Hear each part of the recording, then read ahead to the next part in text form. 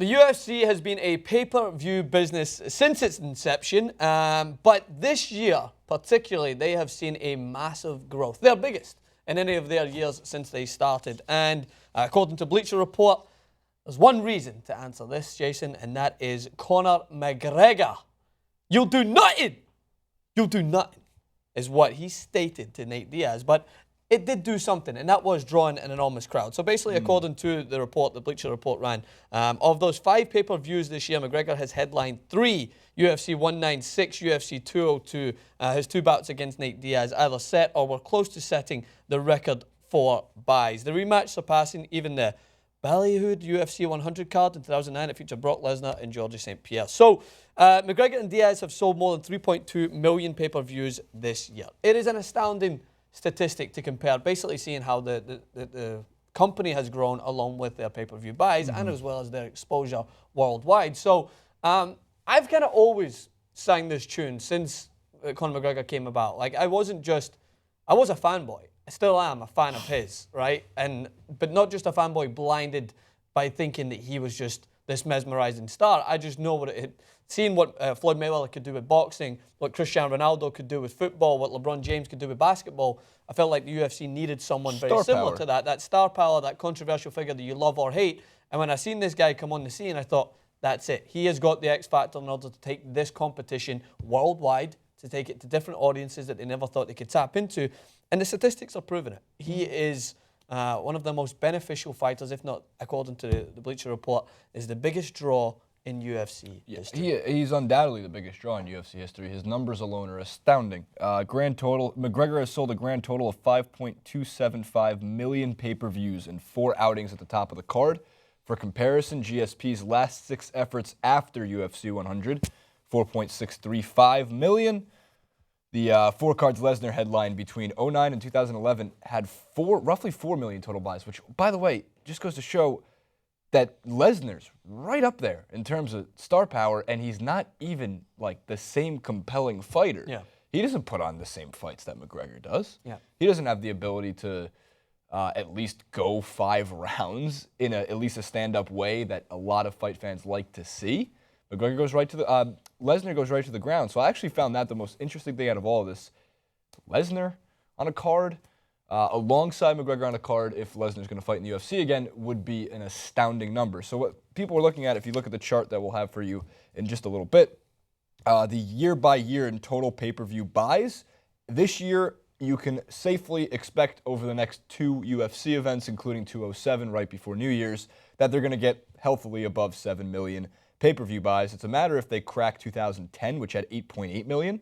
But the number that's most important is the average buy rate. And looking at it this year, it's over 100,000 more than it's been. In 2014 was disastrous. So 717,000 pay-per-view buys on average, which is a lot better than last year and a lot better than the year before.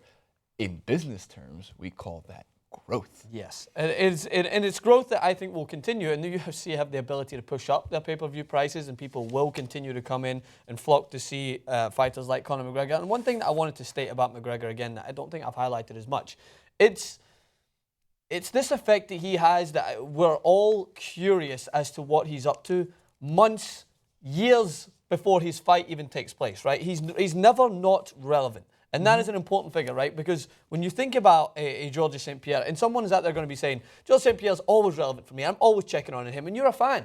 And fans will check in on how their athletes are doing. But there's certain figures out there that even if you're not a big fan of his, you're still curious to what he's doing, that star power, that draw. LeBron James is out of season and will still run statistics as to what he's eating for breakfast because we're so engrossed in what he's up to. The same thing, what's Cristiano Ronaldo doing? How short is his shorts on the beach? Conor McGregor is of the same stature, not because you like him or not, but even if you don't like him, you're like, I want to go and see what his Twitter's like so I can troll him. I think I've used this a million times. He passes the mom test. Yeah. If my mom calls me and says, oh, I heard Conor McGregor is fighting this weekend. You heard Conor McGregor is fighting this weekend? Mayweather fights Pacquiao. Mom goes, oh, are you watching the fight this weekend? Yeah. Wow, you hate boxing. It has literally nothing to do with what he does in the Octagon. Winning helps, but this is a guy who lost in the Octagon. So people seem to unfortunately correlate what he does inside and outside. What he does outside the Octagon is more important for business. Yeah. And that's what this is. We preach this all the time.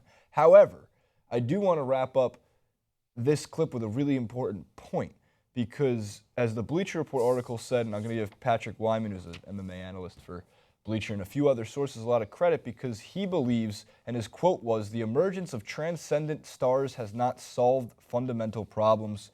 It has merely disguised them." Yeah. Look at 2014, that disastrous year where they're doing 400 or 200,000 on average pay-per-view buys, I think. Yeah, and Make sure I have that. 2011 266,000 average pay-per-view buys, which is the lowest, almost half of what they did the year before and half of what they did the year after.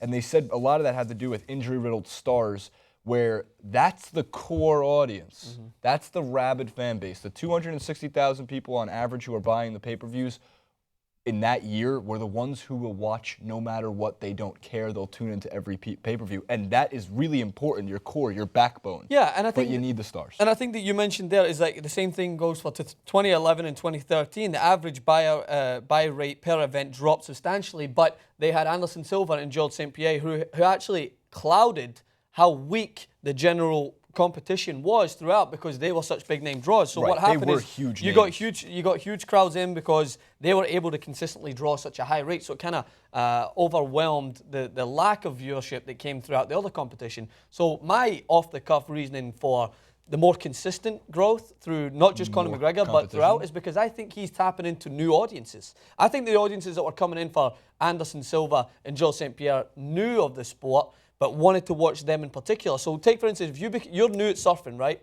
You love surfing. So if you're a big... No, you said it first. Yeah, I got you surfing, now. right? So you like surfing. So if you've got a star that draws you in, you're like, oh, Conor McGregor, I want to come and see surfing. Would you not be more inclined, though, to stick around and see other athletes participate and see how the sport in general works and just kind of be drawn in and jump on board with it? I think that's because he's dragging in new audiences as well. I think that you're going to tap into the niche audience that loves the fighting industry no matter what, but I think he's getting some new audiences while they're sticking around. The only counter I could think to that one is I also believe Silva tapped into a new audience. I think he made the UFC explode in Brazil.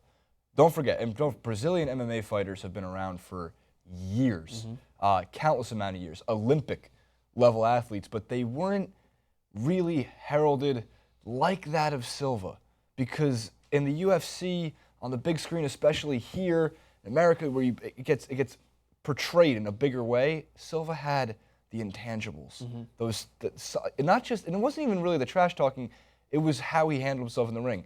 Combine Silva's athleticism and dominance over a division with any form of great trash talking, and you would have had that same star. However, I think that overall, yes, more people who did not necessarily like the UFC now have more of a reason to tune in because of that star power. Brock Lesnar carries that too. Yeah. Because he's just shaped like a Viking. What are you supposed to do with that? Like an Icelandic Viking that needs to just do this before every single do the chant. They're the not Icelandic. The Icelandic Viking. I would love for him to start that. All right. Hit us in the comments. Hit us in the comments. And on Twitter, Jason Rubin 91, Francis_Maxwell. Francis Maxwell host and Jason Rubin 91 on Instagram. And we'll catch you guys very soon for more UFC and MMA discussions.